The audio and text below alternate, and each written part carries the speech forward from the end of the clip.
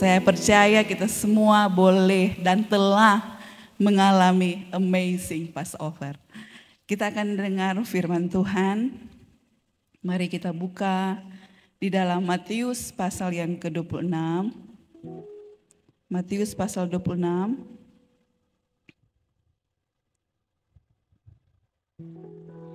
Ayat 30 dan 31.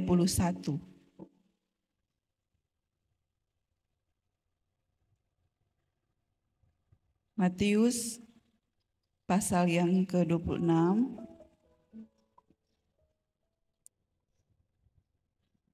ayat yang ke-30 dan ayat yang ke-31. Mari berdiri.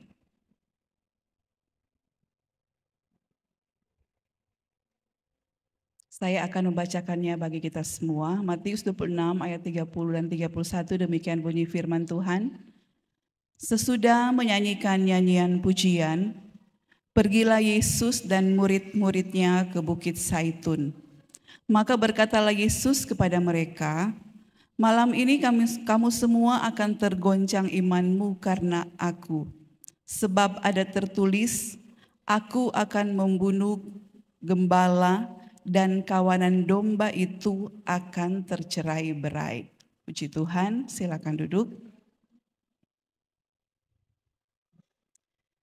Kisah ini dimulai juga dari cerita tentang penetapan perjamuan malam. Dari ayat yang ke-26, di situ Yesus bercakap-cakap dengan murid-muridnya. Kemudian di ayat 30 dikatakan sesudah menyanyikan nyanyian pujian, pergilah Yesus dan murid-muridnya ke Bukit Zaitun. Dalam perjalanan mereka bercakap-cakap, Yesus berkata atau menyampaikan suatu pesan kepada murid-muridnya. Dikatakan malam ini kamu semua akan tergoncang imanmu, karena aku. Sebab ada tertulis, aku akan membunuh gembala dan kawanan domba itu akan tercerai-berai. Dan Bapak Ibu Saudara yang diberkati Tuhan, kalau kita lihat juga ayat referensinya itu ada di Sakaria 13 ayat yang ke-7. Di mana memang telah dinubuatkan seperti yang telah disampaikan dari khotbah hari Jumat, kemudian khotbah tadi pagi, bahwa peristiwa kematian, penguburan, kebangkitan Yesus, bahkan kenaikan Yesus, semuanya itu memang amazing. Karena apa? Karena memang sudah telah dinubuatkan dari ribuan tahun yang lalu. Demikian juga seperti apa yang telah tertulis, yang telah kita baca pada saat ini.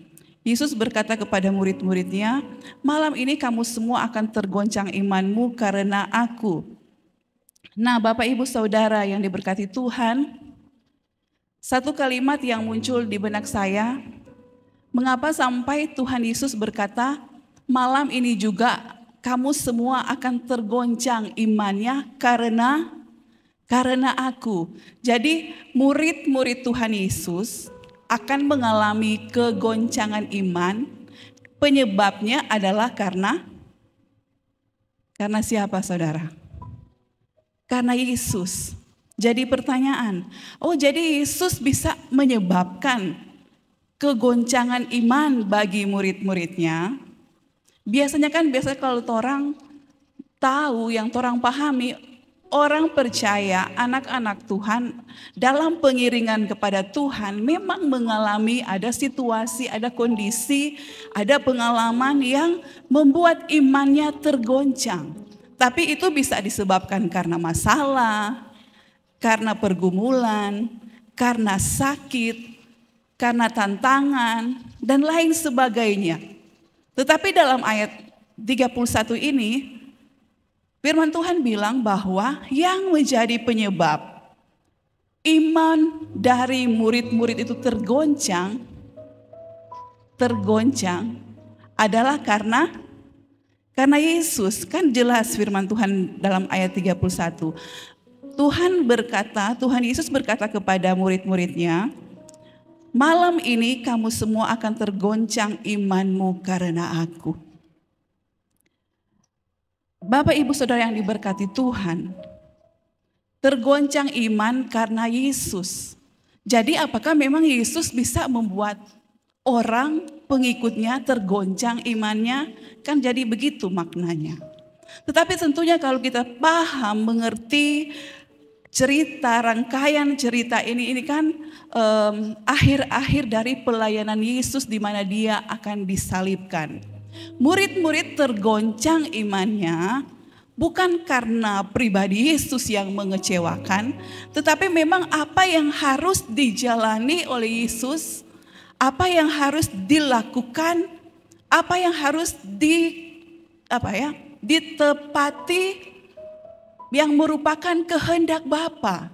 Jadi situasi yang ada pada saat itu yang membuat iman dari murid-murid yang ada pada saat itu bisa tergoncang. Dan memang keadaannya atau kenyataannya demikian ya saudara.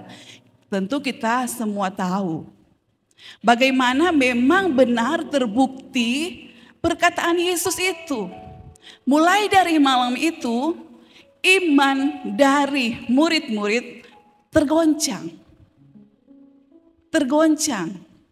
Bergoyang antara mau terima atau tidak peristiwa yang terjadi, antara mau percaya atau tidak. Tapi kenyataannya memang iman mereka tergoncang.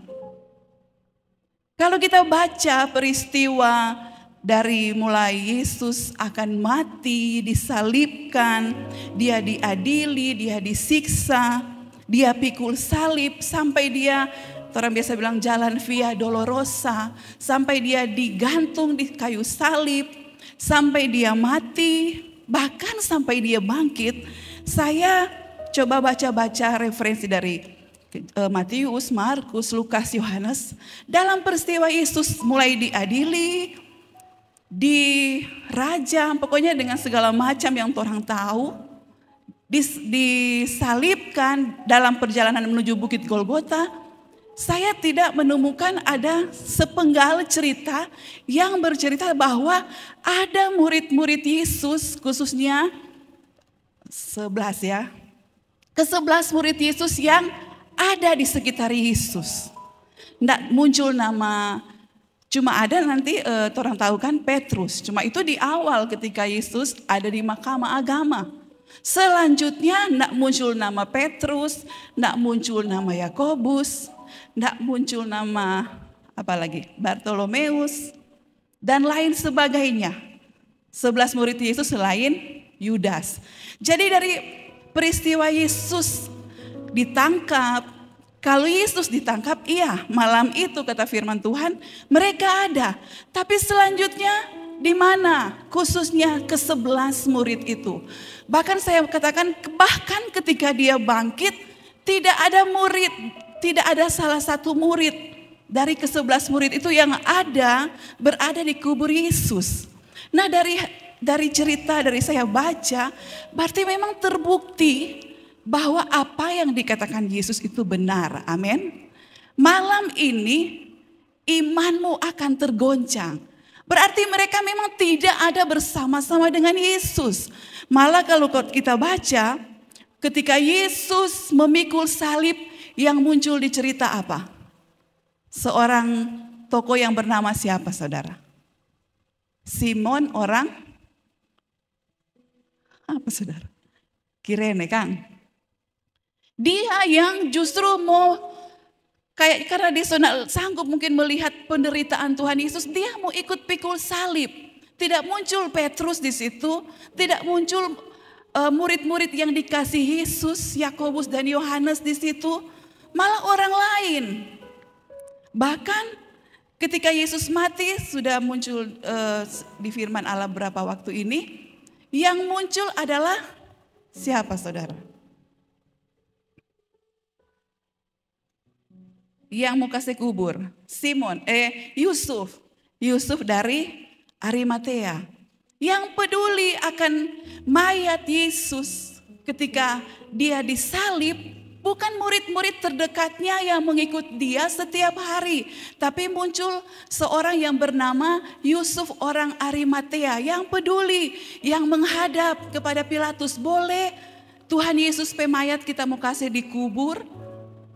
Tidak ada murid-murid orang-orang terdekatnya selama pelayannya 3,5 tahun itu. Selanjutnya muncul juga nama Nikodemus yang membawa minyak wangi, minyak mur dan gaharu. Tidak muncul misalnya Yohanes atau siapa lagi. Dorang tidak bawa minyak, biasa kan orang kubur bawa minyak, sirang-sirang minyak. Ternyata di kisah Yesus disalib dan akan dikuburkan juga ada orang yang peduli. Orang lain yang memang murid Yesus tapi mereka bukan masuk dalam ke-11 orang pilihan murid pilihan Yesus. Namanya Nikodemus yang membawa minyak, gaharu dan mur untuk mau kasih minyak wangi dan Tuhan Yesus. Kemudian saat kebangkitan yang muncul siapa saat dikubur? Yang pertama kali siapa? Wanita-wanita dari Galilea, kata firman Tuhan, yang mengikuti Yesus, yang melayani Yesus. Jadi dari apa yang saya baca dan pasti juga saudara tahu, dari peristiwa diadili dan sampai bahkan Yesus dibangkitkan, di manakah ke-11 murid? Jadi benar apa kata firman Tuhan dalam ayat yang ke-31. Malam ini kamu semua akan tergoncang imanmu karena aku. Amin. Mulai malam itu memang murid-murid Tuhan Yesus mulai goncang imannya kata firman Tuhan. Jadi pada waktu itu keadaan murid-murid benar-benar terpuruk saya katakan. Benar-benar memang goncang iman. Inikah orang yang bersama-sama dengan kami, kenapa dia bisa ditangkap dan lain sebagainya. Pasti terkejut, kaget, bingung. Sehingga kata firman Tuhan mereka goncang imannya. Yang pertama kita lihat dalam Matius 26 ayat 56. Matius 26 ayat 56. Bagaimana keadaan murid-murid Yesus ketika mereka benar-benar terpuruk. Bagaimana bukti mereka tergoncang imannya. Ayat 56 dikatakan, akan tetapi semua ini terjadi supaya genap yang ada tertulis dalam kitab nabi-nabi. Lalu semua murid itu meninggalkan dia dan melarikan diri. Katakan amin. Oh amin kan orang melarikan diri. Kegoncangan iman yang pertama yang nampak dari murid-murid yang beserta dengan dia saat itu ketika Yesus ditangkap adalah mereka meninggalkan Yesus bahkan melarikan diri. Panik dengan situasi yang terjadi. Bingung dengan situasi yang terjadi. Masing-masing menyelamatkan diri. Mereka meninggalkan Yesus. Kalau mereka memang tidak tergoncang imannya, pasti dorang tetap berdiri di samping Yesus. Amin. Apapun yang terjadi, kita tetap bersama dengan Tuhan. Kan itu yang Petrus bilang. Tapi apa yang terjadi? Kata firman Tuhan, iman mereka goncang. Bukti pertama adalah mereka meninggalkan Yesus. Bahkan bukan cuma undur pelang-pelang, langsung lari mungkin terbirit-birit. Karena banyak pasukan, ada banyak orang yang pegang senjata. Ketakutan mereka meninggalkan Yesus dan melarikan diri.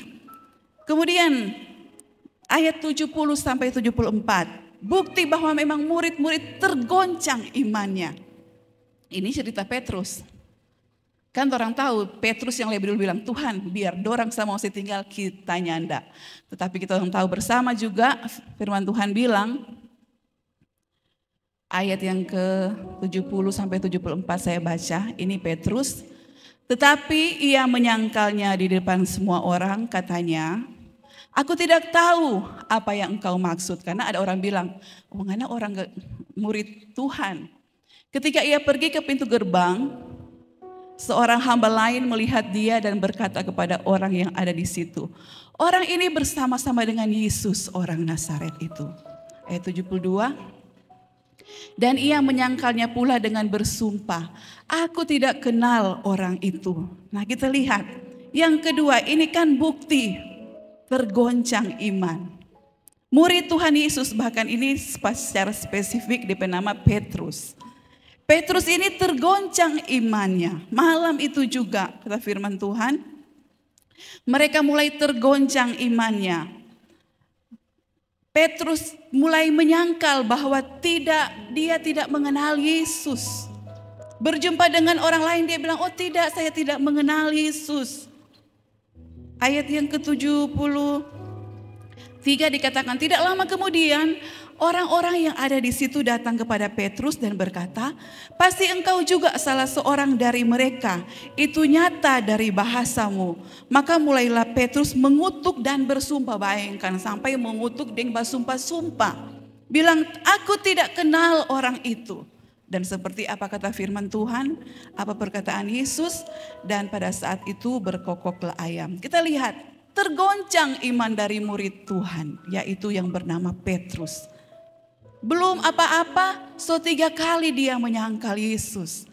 Mengapa? Karena dia ketakutan juga. Dia ketakutan. Imannya mulai lemah. Tadinya dengan percaya diri, dengan sangat pede dia bilang ke Tuhan, enggak Tuhan, kita tetap ada dengan Tuhan, biar yang lain kasih tinggal. Tapi kenyataannya beda dengan perkataannya. Justru Petrus yang menyangkal Yesus. Yang berikut kalau kita lihat juga dalam Markus 16 ayat 14. Ini saya mau buktikan bagaimana memang benar murid-murid Yesus itu tergoncang imannya. Markus 16 ayat 14. Akhirnya ia menampakkan diri kepada ke-11 murid itu, 11 murid karena satu sudah ada. Akhirnya ia menampakkan diri kepada ke-11 orang itu ketika mereka sedang makan. Dan ia mencela ketidakpercayaan dan kedegilan hati mereka. Oleh karena mereka tidak percaya kepada orang-orang yang telah melihat dia sesudah kebangkitannya. Iman tergoncang nyata dari ketidakpercayaan. Mereka tidak percaya, orang bilang bangkit Tuhan. Ini orang ke-11 orang itu tidak percaya. Bahkan Tuhan mencela ketidakpercayaan mereka, bahkan kata firman Tuhan, kedegilan hati mereka. Oleh karena mereka tidak percaya kepada orang-orang yang telah melihat Yesus sesudah kebangkitannya. Ini bukti, iman bergoncang artinya hilang kepercayaan kepada Tuhan. Tidak ada lagi ketidakpercayaan itu muncul. Tidak mengakui, tidak percaya lagi, tidak ingat lagi akan setiap perkataan Tuhan. Bahkan Tuhan bilang kedegilan hati mereka, kekerasan hati mereka.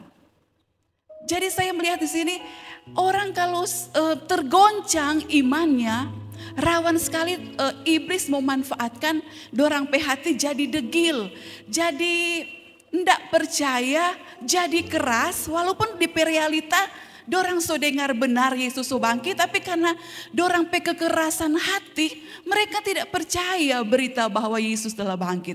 Padahal mereka tahu kan, mereka telah mendengar apa yang telah disampaikan oleh Yesus pada hari ketiga aku akan bangkit. Tapi karena iman mereka tergoncang, saya katakan biasa orang kalau seperti kecewa, hilang kepercayaan, iman tergoncang, DP hati so keras. Iblis memanfaat ini sehingga biar soril nyata ada, dorang tetap tidak mau akui.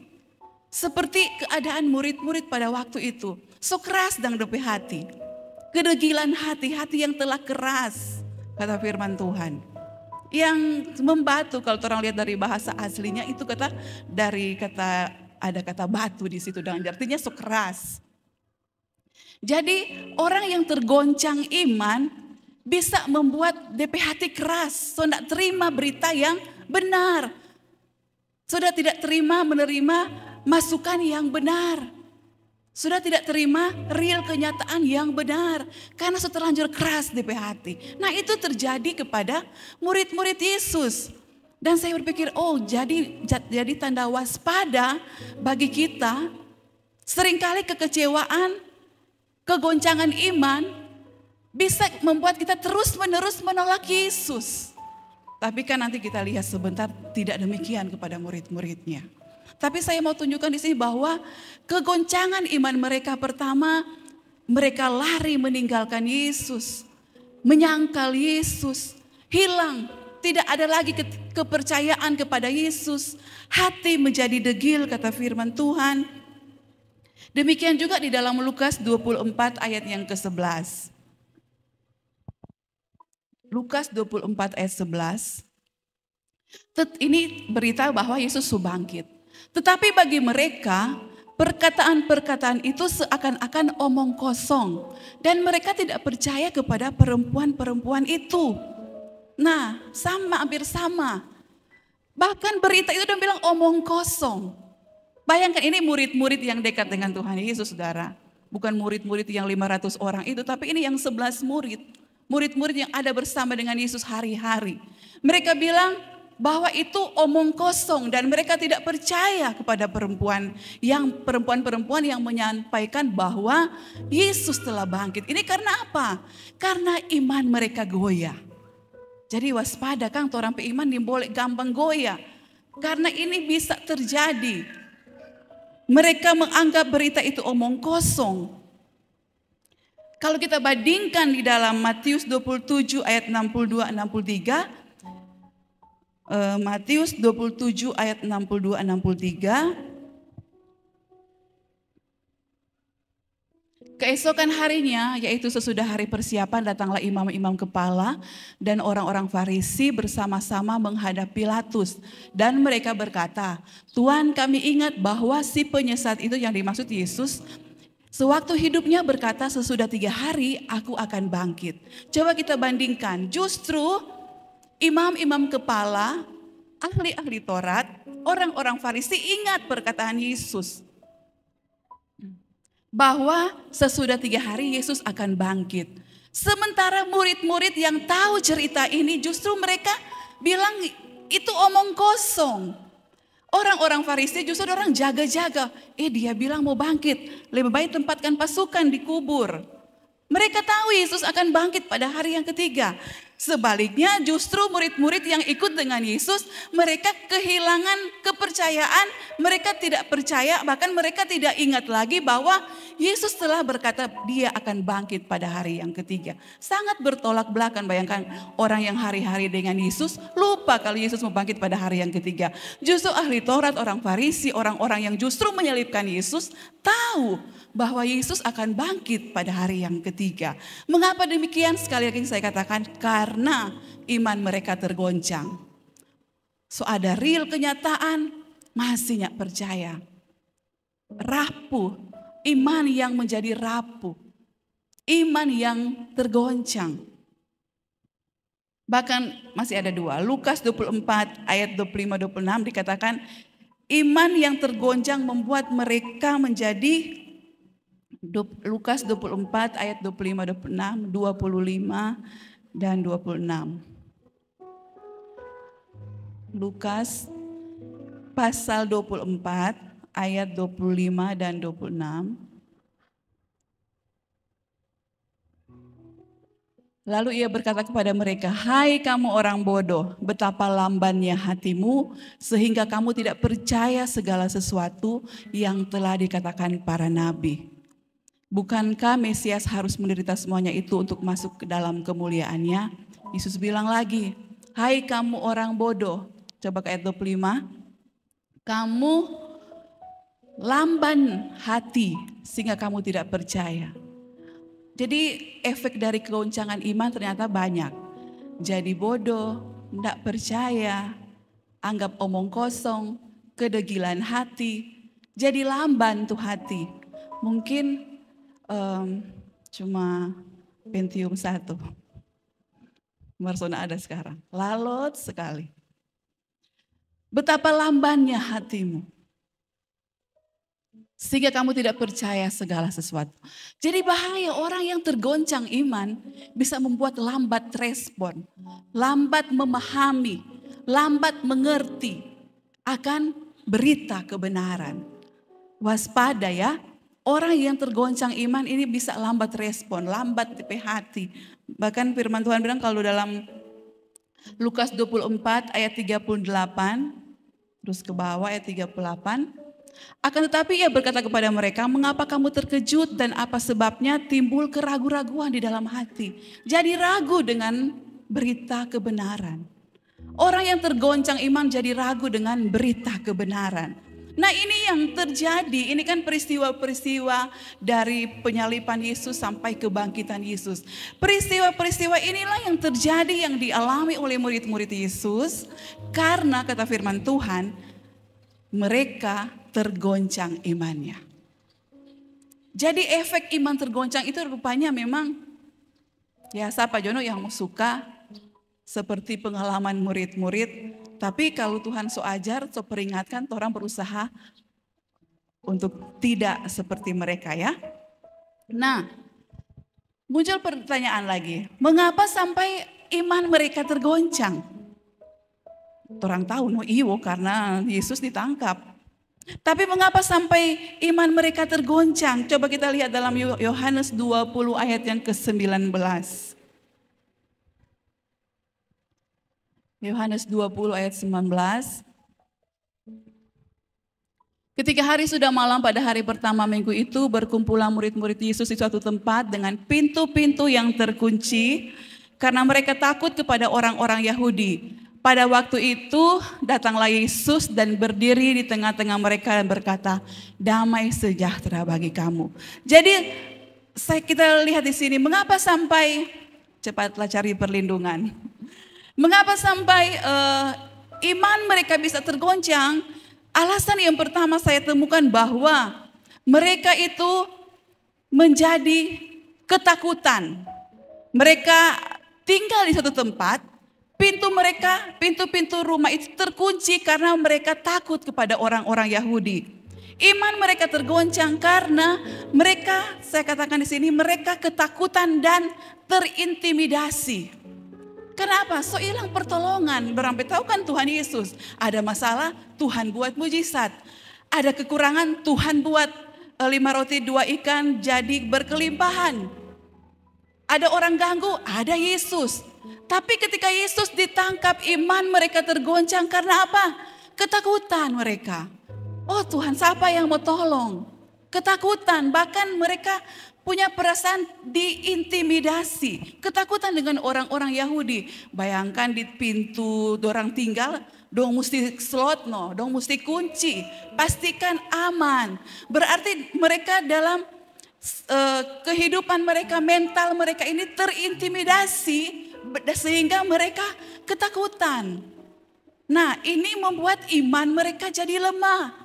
Iman mereka berkurang, iman mereka rapuh, iman mereka tergoncang karena intimidasi dan ketakutan. Yang kedua, mengapa sampai tergoncang iman mereka? Lukas 24 ayat 21. Tidak panjang firman. Lukas 24 ayat 21. Boleh dari ayat yang ke-20. Tetapi imam-imam kepala dan pemimpin-pemimpin kami telah menyerahkan dia untuk dihukum mati dan mereka telah menyalibkannya.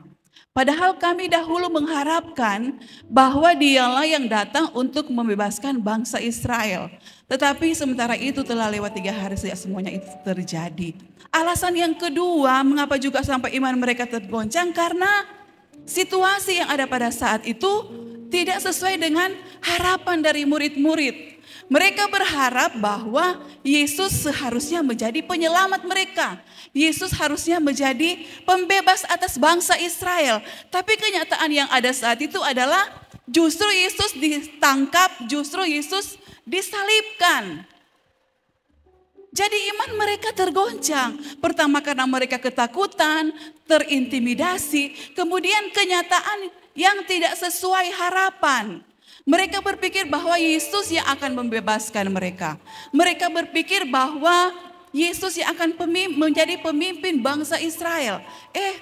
Dong dah harap-harap jadi pemimpin, justru disalib. Fokus jadi sini biar nanti yang bertugas. Atau saudara mau bantu, silakan. Haleluya. Alasan yang berikut apa saudara?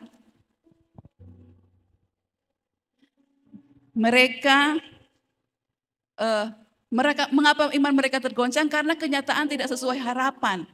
Yesus yang mereka pikir menjadi penyelamat Israel, Yesus yang mereka pikir ada pembebas bangsa Israel, terjadi justru sebaliknya.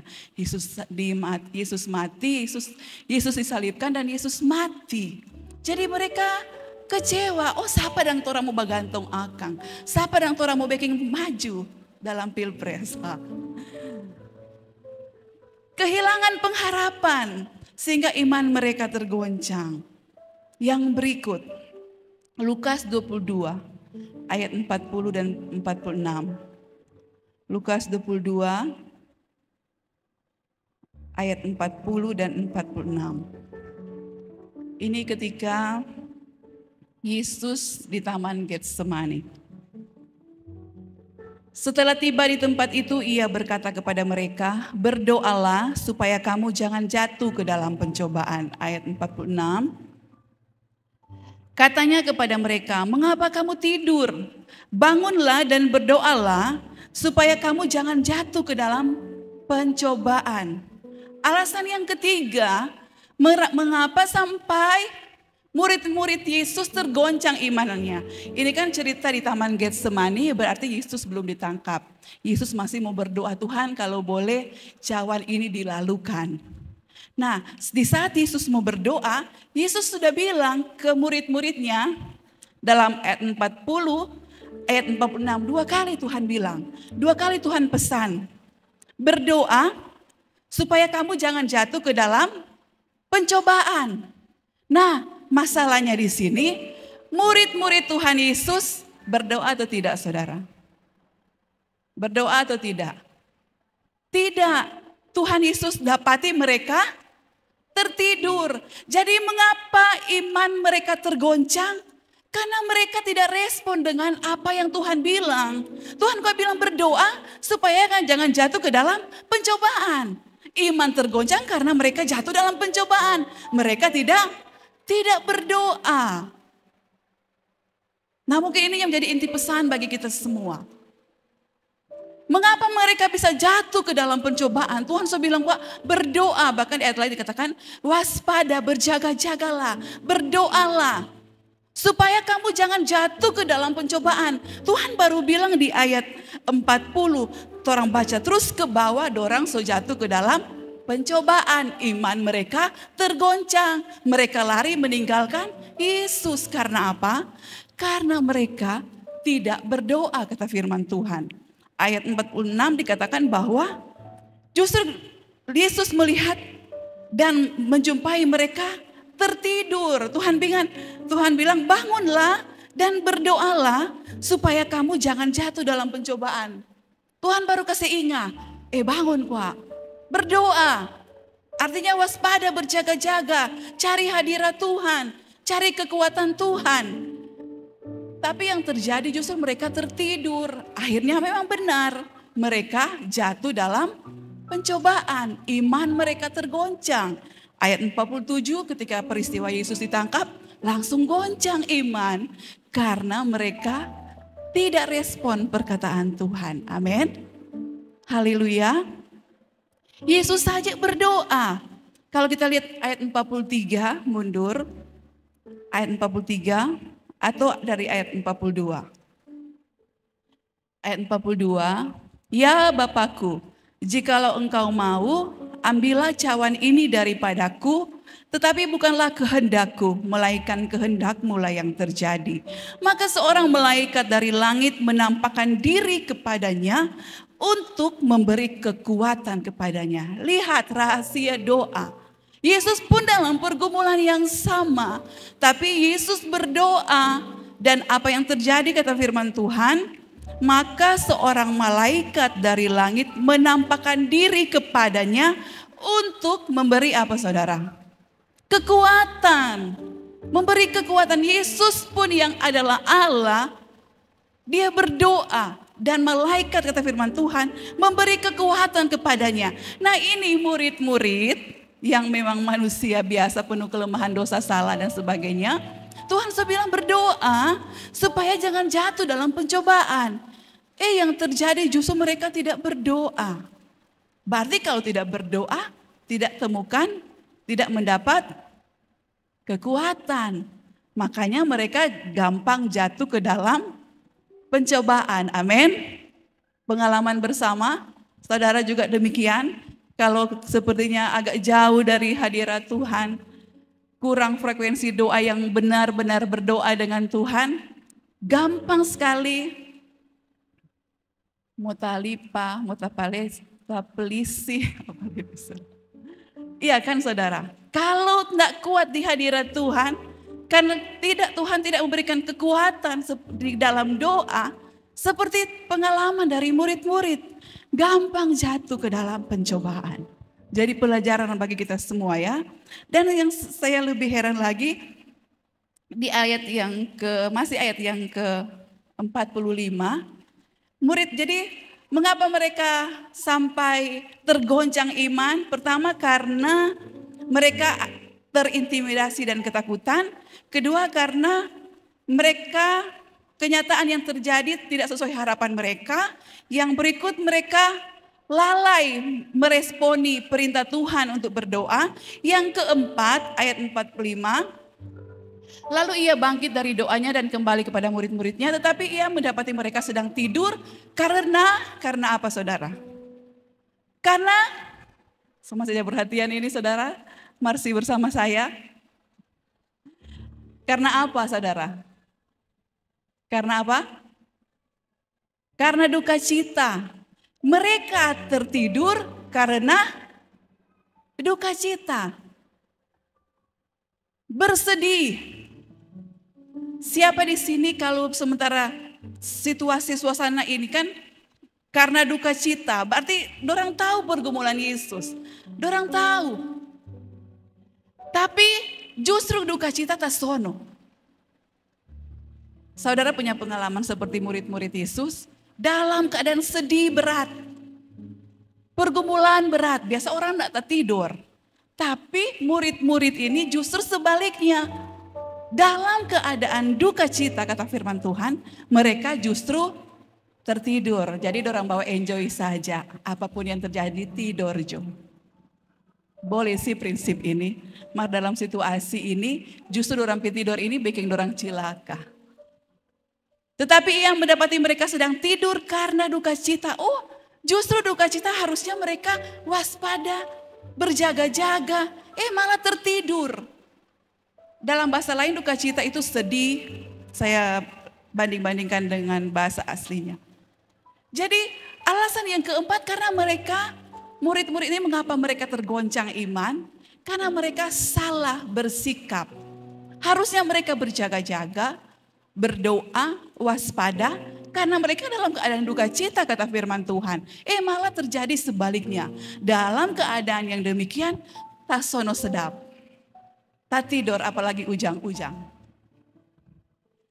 Nah, keempat hal ini yang saya temukan saudara juga bisa mengeksplorasi. Keempat hal ini yang menjadi alasan atau penyebab mengapa iman mereka tergoncang. Intinya karena mereka tidak respon dengan Tuhan. Mereka tidak berdoa. Tuhan bilang kok bayangkan sampai 2 kali Tuhan bilang berdoa supaya jangan jatuh dalam pencobaan. Tapi mereka lalai, mereka tidak respon. Bayangkan Tuhan pergumulan berat sampai mengeluarkan keringat darah. Murid-muridnya justru tertidur. Nah oleh sebab itu kata firman Tuhan, benarlah pada waktu itu juga tergoncang iman mereka. Haleluya. Nah jadi pelajaran tentunya bagi kita semua lewat apa yang saya sampaikan pada saat ini. Bahwa hati-hati dengan iman yang tergoncang. Hati-hati. Mengapa? Sudah saya sampaikan tadi. Contoh murid-murid Yesus. Orang-orang yang terdekat dengan Yesus. Yang harusnya mendampingi Yesus. Yang harusnya menyertai Yesus. Yang harusnya ada bersama dengan Yesus ketika melewati peristiwa diadili, dirajam, ditangkap, pokoknya disiksa dengan sangat. Harusnya orang-orang ini ada, tapi justru mereka tidak tersebutkan nama mereka. Jauh mereka, jauh dari Tuhan. Jauh dari Tuhan. Yesus kan manusia, saya berpikir bagaimana perasaan Yesus. Kemarin ini orang-orang hari-hari dengan kita, mana ada orang? Kita setengah mati. Kalau kita Bapak pikir, mana ada orang? Hari-hari rekan menikmati berkat, mujizat, hilang semua yang 11 orang itu. Yesus bukan kecewa? Yesus juga kecewa? Kalau orang pasti suka kecewa, kalau main hari-hari dengan kita makan bersama, tidur bersama, kita susah dia hilang. Itu yang terjadi. Murid-murid Yesus ini memperlakukan Yesus demikian. Tapi puji Tuhan. Puji Tuhan. Dalam Lukas 22 ayat 32. Lukas 22 ayat 32.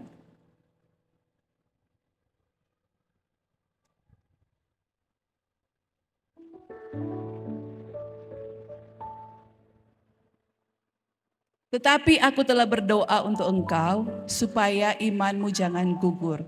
Dan engkau jikalau engkau sudah insaf, kuatkanlah saudara-saudaramu.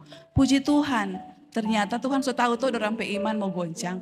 Tapi Tuhan sudah bilang ternyata dalam ayat 32, aku berdoa supaya imanmu jangan gugur. Amin. Terbuktikan, dorang memang tergoncang iman. Dorang ciri-ciri tergoncang iman sudah saya sampaikan tadi. Tetapi puji Tuhan, ternyata Tuhan bilang, aku telah berdoa biar juta goncang nabi iman, mar jangan gugur. Amin. Jangan gugur. Pengalaman ini kan orang alami. Pengalaman ini dalam bentuk apapun pasti kita akan lewati. Seperti pengalaman bangsa Israel keluar dari Mesir, kemarin kita nonton itu, apa kata Musa? Film Musa itu yang baru. Seperti pengalaman Israel keluar dari tanah Mesir, mereka bukan hanya dibebaskan saja dari perbudakan, tapi mereka harus mengalami perjalanan iman, di mana ada tantangan, pergumulan, iman mereka bisa goyah, tapi Tuhan bilang jangan sampai gugur. Nah itu juga bagi kita pengalaman orang yang percaya, kita memang telah menyanyi tadi, ku bebas, bebas, bebas, so bebas. Mar bukan cuma sampai dibebas, orang harus melewati perjalanan iman. Goncang iman ada mungkin saatnya, kecewa dengan Tuhan ada mungkin saatnya. Tapi Tuhan sudah ingatkan, jangan gugur iman, amin. Jangan gugur iman, jangan seperti Yudas mau menyesal sendiri. Amin, amin firman Tuhan. Bisa memahami firman Tuhan, pesan Tuhan bagi kita semua dalam peristiwa kebangkitan, dalam peristiwa amazing Passover, kita diingatkan kembali. Pengalaman dari murid-murid tergoncang iman, tapi seperti apa yang telah disampaikan dalam khotbah ibadah raya 1 tadi, ketika mereka mengalami pemulihan dari Tuhan, ketika Tuhan Yesus bangkit, Tuhan memberikan Roh Kudus kepada mereka, biar mau mati kepala di bawah, tetap pegang iman. Amin. Tidak perlu saya jelaskan, firman Tuhan tadi pagi sangat jelas. Pengalaman tergoncang iman ada, tapi kemenangan di dalam Tuhan sampai kekekalan mereka terima. Amin. Puji Tuhan. Ini firman Tuhan, kiranya dapat kita mengerti, memahami, jadi peringatan, jadi pelajaran. Usahakan juga jangan tergoncang iman. Resikonya orang alami, tapi kalau bersama dengan Tuhan, mari Tuhan sudah ingatkan, berdoa supaya jangan jatuh dalam pencobaan. Pengalaman murid-murid cuma tertidur, akhirnya benar jatuh dalam pencobaan. Haleluya. Biarlah Tuhan yang akan menguatkan kita semua lewat memperingati akan kebangkitan Yesus. Kita pasti jadi umat pemenang di dalam Yesus Tuhan. Mari berdiri, kita angkat pujian.